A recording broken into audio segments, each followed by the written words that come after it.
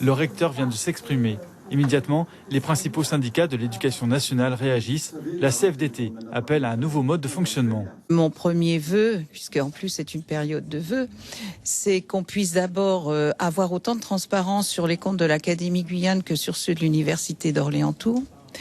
Mon deuxième vœu, c'est que le cabinet, qui est par définition attaché quand même à un recteur, qui a survécu d'ailleurs au dernier recteur, que le cabinet puisse changer et jouer un rôle plus, je dirais, à l'écoute des personnels et de leurs représentants, des parents. Le représentant de l'UNSA rappelle que la priorité doit rester la qualité de l'enseignement en Guyane.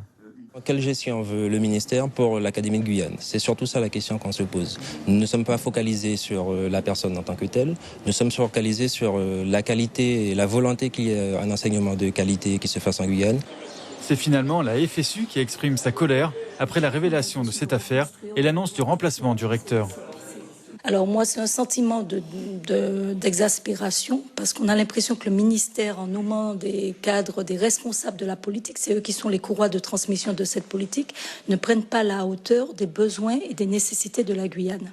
Parce que bon, si les faits s'avèrent, le ministère devait être forcément au courant et nommer celui qui doit mener la politique que veut le ministère en Guyane, c'est vraiment marquer du mépris pour l'Académie de la Guyane. Enfin, l'une des deux principales fédérations de parents d'élèves regrette le départ de ce recteur et salue son travail. Nous, parents d'élèves, nous trouvons quand même un petit peu dommageable ce départ précipité par rapport à la dynamique qui avait été enclenchée et par rapport à la volonté donc, de M. Touré d'impliquer les parents à tous les niveaux.